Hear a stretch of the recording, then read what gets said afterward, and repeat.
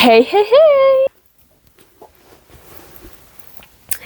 J'espère que vous allez bien, moi ça va super méga giga bien. On se retrouve dans un nouveau vlog. Alors il n'y a pas eu de vlog la semaine dernière parce que je n'ai tout simplement pas lu. Voilà, ça arrive de temps en temps. J'avais été tellement prolifique la semaine d'avant que je pense que mon cerveau avait besoin de se reposer. Clairement j'ai énormément dormi la semaine dernière. Le travail m'a vraiment fatiguée, donc voilà. J'avais très peu de temps pour lire. Mais aujourd'hui, mercredi 19 février, j'ai du mal aujourd'hui.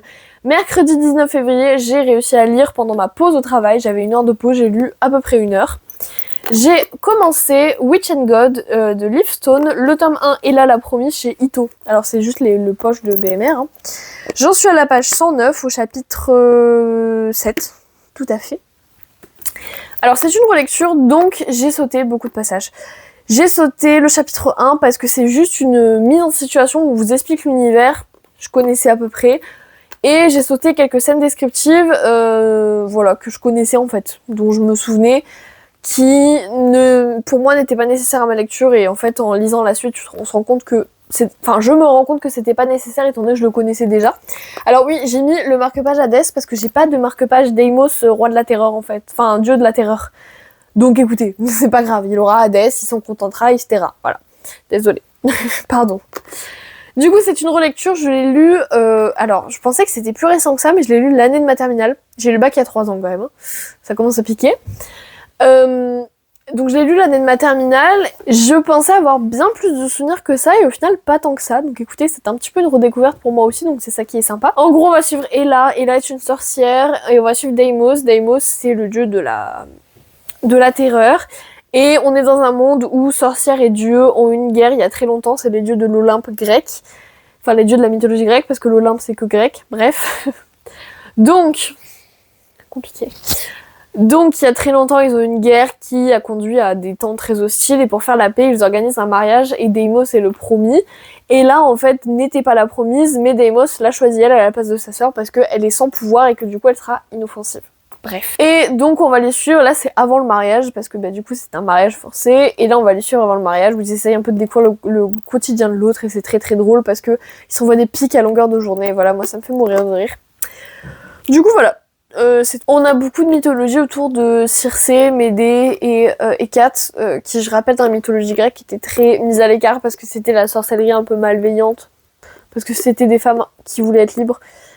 Et voilà, donc on a un peu ce côté-là, cette espèce de clivage entre Médée, Circé et les sorcières, notamment Circé avec Ulysse, hein, on connaît tous à peu près l'histoire, et Médée qui aurait tué ses enfants, et les dieux de l'autre côté qui rejettent un peu ce genre de femmes-là, Hécate en faisant partie, qui était elle aussi une déesse, mais Hécate qui était assez rejetée, bref. Donc il y a cette espèce de clivage vraiment qui est hyper intéressant. Et voilà, alors j'avais oublié à quel point ça allait vite, mais vraiment quand je dis vite, c'est 100 pages, on a déjà parlé des complots. J'avais oublié à quel point on savait tôt qu'en fait il y a un complot derrière tout ça.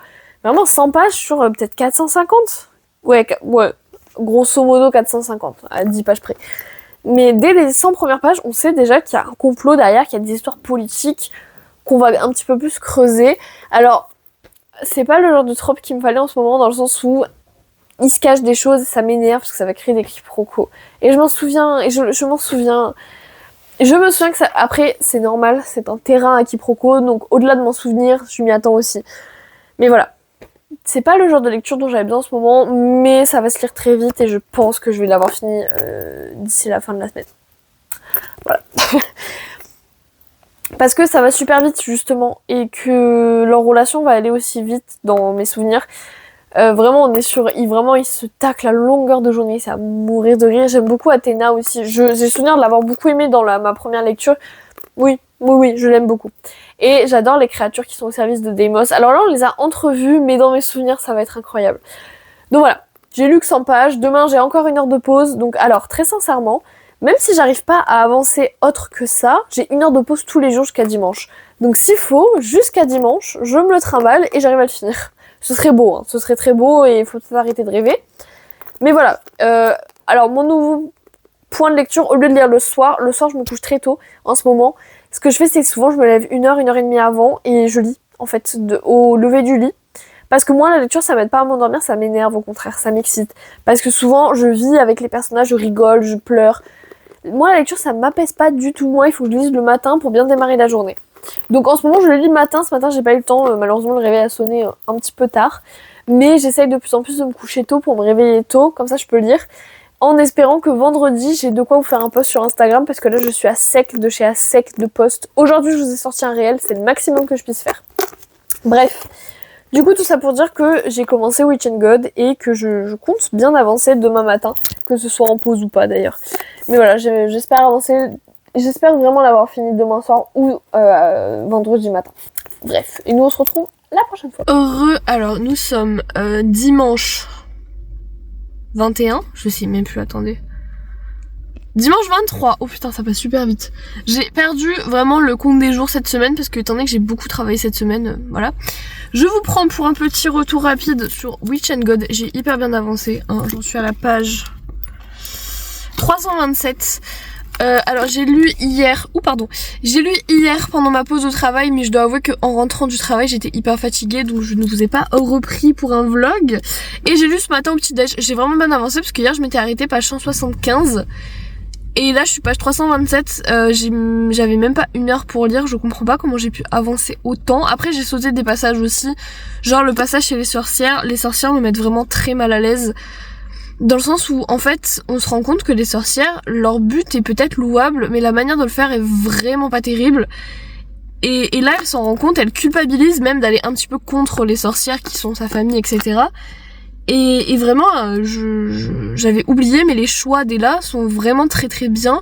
Elle renie pas ses valeurs pour autant, et elle critique même les sorcières, elle critique même la société où elle a vécu toute sa vie en disant mais c'est quand même pas très bienveillant de faire ça, et voilà, c'est pas ouf de faire ça. Donc je suis assez contente du personnage d'Ella, j'avais pas ces souvenirs là pour être très honnête avec vous. Et il y a mon collègue de travail, c'est gênant. Parce que là, je suis devant le travail, en fait. Parce que ce matin, ma soeur dormait, donc je pouvais pas vous faire un vlog posé. Donc voilà, j'ai bien avancé.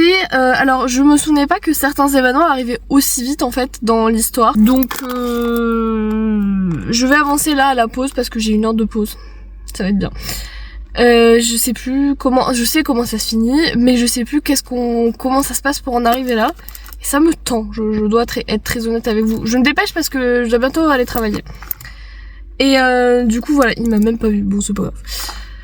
Et du coup voilà, je sais plus du tout par où on en passe pour arriver à la fin, parce que je me souviens de la fin.